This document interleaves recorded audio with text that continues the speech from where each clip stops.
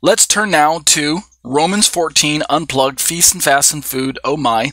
Last week, we left off with reading this quote from Yashanet, where we're taking the approach about, we're still tackling this question, which we asked in verse 1, which is, who are the weak in faith, of Romans 14:1. And so Yashanet is quoting Mark Nanos when they're referencing the fact that the weak in faith don't have to be believers who are still holding on to Torah.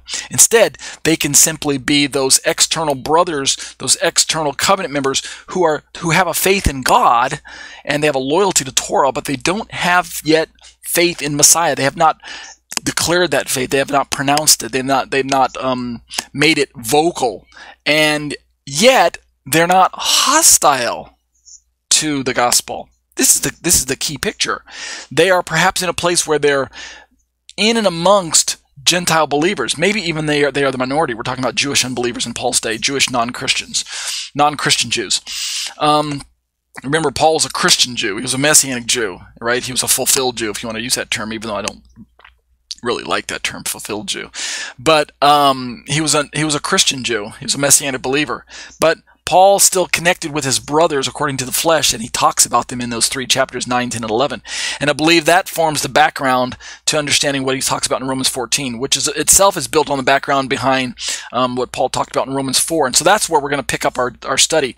Last week, Yashanet laid down this particular challenge. In fact, I'll read these 1, 2, 3, 4 really quick. Yashanet says, stop doing that. The Yashanet says, the term weak must be understood in its Hebraic sense, where it carries the meaning of unable or not strong with regard to the measure of faith. Weak in the Hebrew Bible, in the Hebrew biblical literature, has to do with stumbling, right? They continue. Paul actually introduced this concept back in chapter 4 of his letter, when he explained how Abraham's faith was considered strong when he trusted in God's promise, even when the circumstances seemed otherwise. This principle is important to understand when considering why Paul considers his Jewish brethren who do not yet accept Yeshua to be weak in faith. So again, I'm not saying that this argument is airtight. It has its challenges, and most people, most Christians who listen to this, when they hear me say the weak in Romans chapter 14 were actually unbelieving Jews, then the first thing they start thinking of is, well, wait a minute, how can they be unbelievers when Paul refers to them as brethren? Aha, internal and external brethren is my answer. And then people start asking, well, where do we see that in the Bible, internal, external brethren? Well, you have to remember historically that even the word brethren was being used by Israelites before the Christian church came along. So why then do we suddenly assume that brethren in the abstract scriptures, even though it does predominantly refer to brothers in Messiah, why does it have to exclusively refer to brothers as Christians? Why can't, in certain special contexts like this one, can't it also envision people who are covenant brothers, especially, first and foremost, if Paul is speaking, a Jewish covenant member himself, who we know for a fact still considered himself connected to Israel, even though he was a Messianic believer. I asked, and has God rejected his people? By no means, for I myself am an Israelite. Now, if Israel was not still a part of God's program and part of what we might call the covenant people of God, even though they hadn't yet acquired faith in Messiah yet as a covenant people, then shouldn't Paul have said, for I myself was an Israelite? Shouldn't it have been in past tense? I used to be an Israelite, right? But the Greek is actually in the present tense, right? Ongoing. I am an Israelite. So the point that Yashanet is bringing up seems to be fairly valid. Their faith is valid, right? Their faith in God is valid to the degree that they express this monotheistic faith in God, and it's leading them towards a genuine faith in Messiah. This is difficult for us as Christians to understand. So I apologize. I don't apologize. I acknowledge the difficulties. So, speaking of unbelieving Jews in Paul's day, their faith is valid, as was Abraham's prior to the binding of Isaac, right? If the binding of Isaac is the moment of Abraham's salvation, if you want to think about it that way, or the fact that Abraham believed that God could raise the dead, and the fact that Abraham laid hold of this insight that he was given by the Spirit that God would give him a multiplicity of offspring, right? Genesis 15:6, he believed in the Lord and it was counted to him as righteousness. Yet Abraham had faith in God because his faith in God goes all the way back to when he left his homeland, right? Get up and get out. That's Genesis chapter 12. All right, so their faith is valid, but is weak in that they have not yet taken a step in trusting God by accepting Yeshua, who is the measure of faith. Yashinet continues, this measure of faith has nothing to do with the 613 commands of the Torah, like the Christian church like to say. Weak in faith is tied to keeping Torah. Why does that have to be the case? It wasn't the case for Abraham, right? And it wasn't the case for the Torah-keeping Jews in Romans 14. So why does it have to be the case? Yashinet challenges that, Nanos challenges that, I challenge that. So, their measure of faith isn't directly tied to their keeping Torah, since, as Paul teaches in chapter 4 of Romans, it was present with Abraham, right? Before the giving of the Torah and circumcision. You have to go back and read Romans chapter 4 all over again, and notice that Paul's description of weak in faith, strong in faith, in reference to Abraham, who is the father of both Jews and Gentiles, remember what I talked about in my liturgy, then the weak in faith and strong in faith can also be disconnected from any semblance of keeping the Torah or violating Torah or anything like that. Like we Christians are fond of thinking weak in faith is tied to keeping Torah. Just stop and rethink that for a moment, okay? Yashinet says, the strong in faith are both Jews and Gentiles who are of the faith of Abraham, whose strength was shown long before the revelation given at Mount Sinai, which would of course be the Torah. And then finally they say similar usage is found in translations of the Septuagint and the Dead Sea Scrolls. Thus, there's a connection between the weak in the section and the synagogue Jews who are stumbling over the issue of Yeshua. That's the background behind what we're going to read tonight. I want to read Tim Heggs and Pastor Curtis's comments here today. So, starting now with these comments by Tim Hegg. I'm sorry. Let's start right here. Likewise, Tim Hegg, commenting on the passage in Romans about Father Abraham, offers these insightful thoughts for us to consider. This is Tim Hegg, one of my favorite authors, and he's going to remind us about becoming weak in faith, this phrase that we find in Paul in Romans chapter 4. Hegg writes, quote, sorry about that. Stop doing that. See if I can just get it to highlight one word. There we go. Hegg says, and without becoming weak in faith, right? That's of course Paul's phrase. Hegg's comments are, what are the means by which one grows weak in faith? The only other time Paul employs this phrase, weak in faith, in Romans is at 14:1 and 2. The verses that we're looking at. Admonishing the congregation to receive those who are weak in faith, but not to pass judgment on their opinions. Notice we're not to pass judgment on their opinions, right? Not to pass judgment on their opinions. We'll talk about that later on. For now, Hegg continues.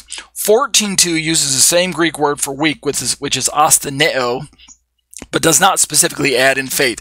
So 14:1 and 14:2 are linked together in the Greek, even though the phrase is slightly shortened in one of those verses. That's what Hegg's trying to highlight. However, those weak are those who feel they must eat only vegetables, and is put in contrast to the one who has faith that he can eat all things.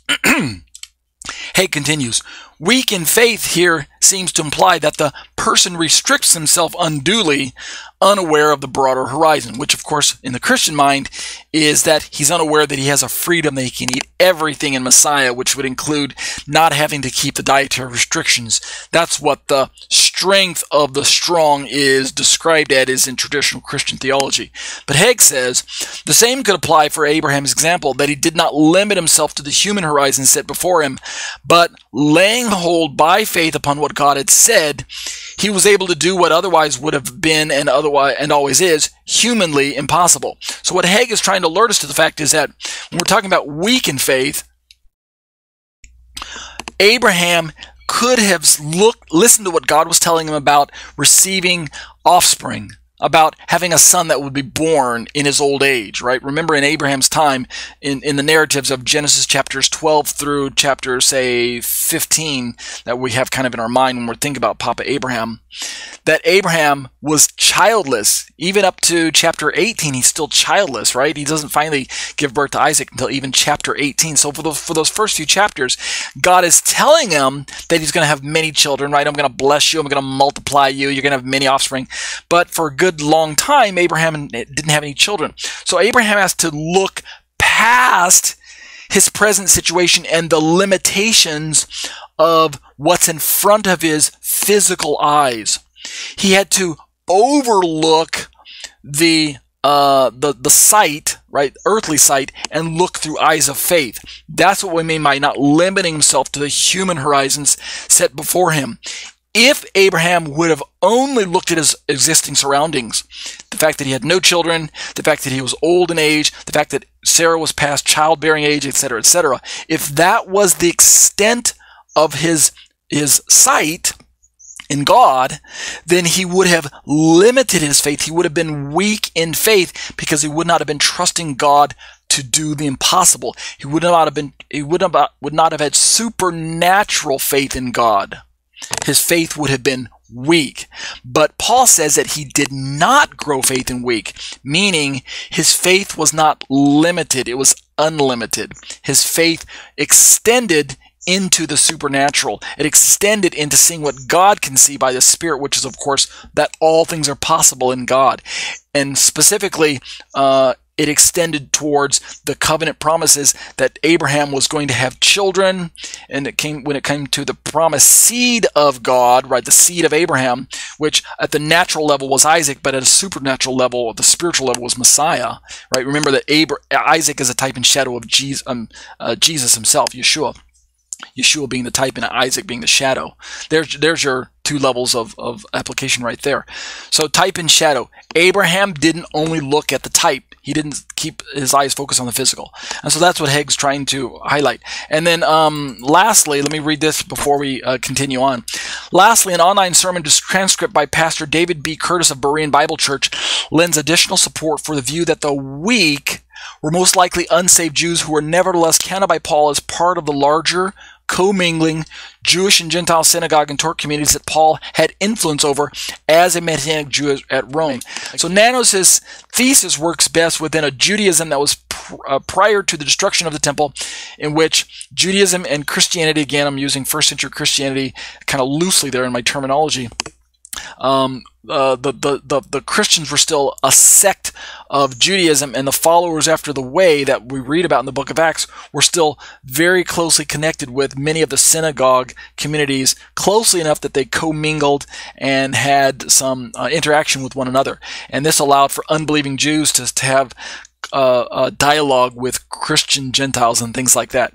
So, commenting on the Romans 4 Abrahamic passages, as well as Paul's instruction to arrogant Gentiles in chapter 11, here's what Pastor Curtis has to say. And this is quite a lengthy quote. I think this might be a great place to stop and leave us with a cliffhanger. Let's stop right here. We'll pick up Pastor Curtis's quote next week, so I'll leave you with this cliffhanger. What does Pastor Curtis have to say about who the identity of the weak in faith were? We've already read down through Hegg, and we did a little reminder about what Yashanet says. So next week we'll be poised to pick up Pastor Curtis's quote. Okay? So let's stop right there with our Romans 4 commentary.